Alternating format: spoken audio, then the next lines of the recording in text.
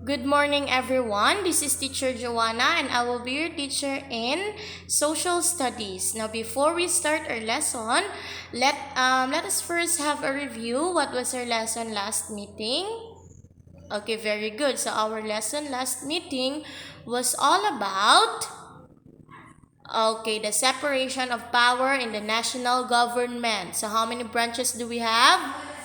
We have three branches of the government, namely the executive branch, legislative branch, and the judiciary branch. Okay, so before anything else, let us first have these words. Everyone, let us read separate. Okay, again, separate. And then we have democratic. Everyone, let us read democratic. Okay, very good. And then we have interdependent. Everyone, let us read interdependent. Now, the words are separate, democratic, and interdependent. Now, do you know the meaning of the words? Okay, so let us know the meaning of the words, everyone. Okay, so when we say separate, forming as a unit apart, that is separate. Okay, and when we say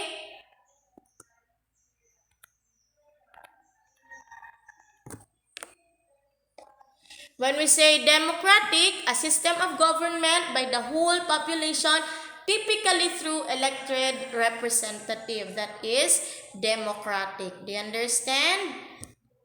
And when we say interdependent, two or more are dependent on each other. Now today, we are going to talk about the separation of powers in the national government of the Philippines. So what are we going to talk about? Okay, so the separation of powers. Now, are you ready to listen?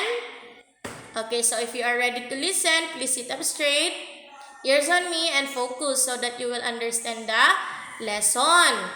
Okay, so today we are going to talk about the concept of the separation of power in the national government of the Philippines.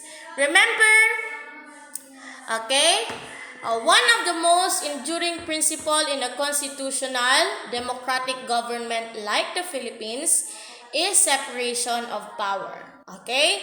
Under the 1987 Constitution, we have three branches of government, namely the executive, legislative, and judiciary. Okay? Now, these branches of government compose the national government. Do you understand? Okay, now, this means that each of the branches of government is allowed to exercise only the power assigned to it by the Constitution. Okay, now the concept of separation of power is that there is a specific power that is assigned to that branch of government, and that is the only power that they will exercise. They are allowed to exercise. Do you understand? Okay, now, the doctrine of separation of power divides the government into three branches, namely executive, legislative, and judiciary. Now, the legislative makes the law. Okay, only the legislative branch makes the law. Next, we have the executive. Executive implements the law. Only the executive implements the law, and the judiciary interprets the law. Only the judiciary interprets the law. Now, these are the powers assigned to each branches of the government. That is the only power they are allowed to exercise. Meaning, legislative branch will make the law. Okay? They are the only branch that makes the law. Executive branch implements the law. They are the only branch that implements the law, and judiciary branch interprets the law. They are the only branch that interprets the law. Remember that the legislative branch is composed of Senate and the House of Representatives. Okay? Executive branch is composed of the President, Vice President, and the Cabinets. And judiciary is composed of the Supreme Court and the lower court. Okay? Legislative, again, what is the power of legislative? Makes the law. What is the power of executive? Implements the law. What is the power of judiciary?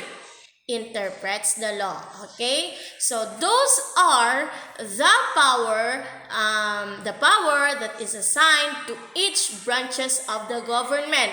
Only one power, okay, only one power is assigned to each branches of the government.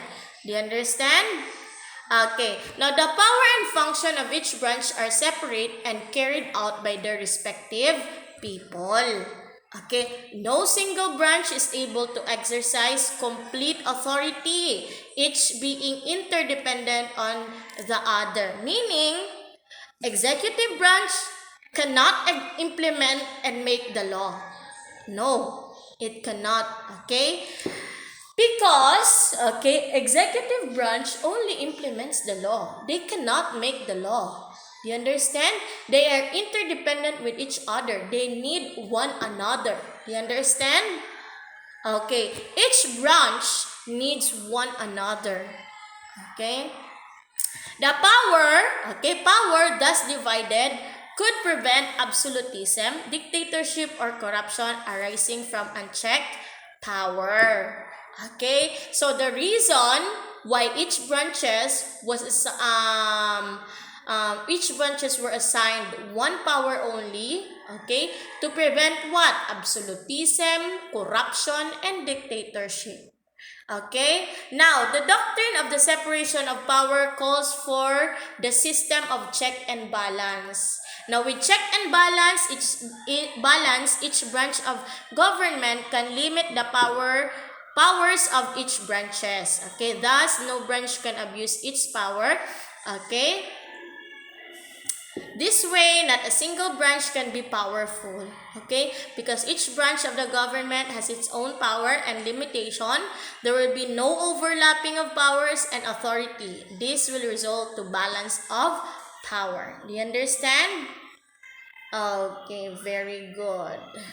Now, each branch can check the powers of each branches.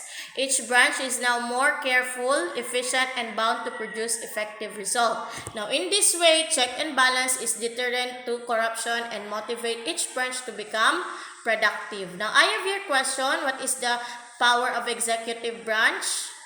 Okay, it implements the law. What is the power of legislative branch? It makes the law. Okay, and what is the power of judiciary branch? It interprets the law.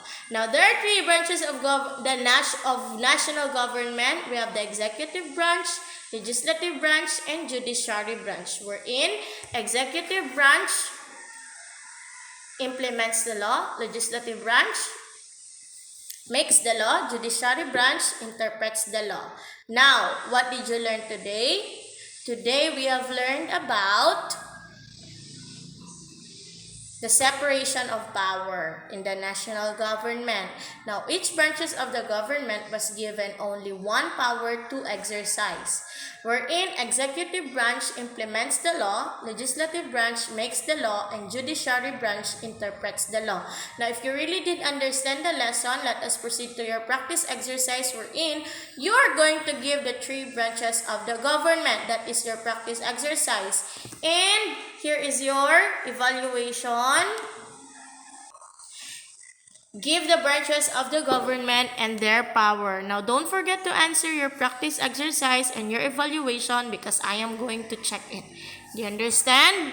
Okay, so thank you for listening. See you in the next video. Bye-bye.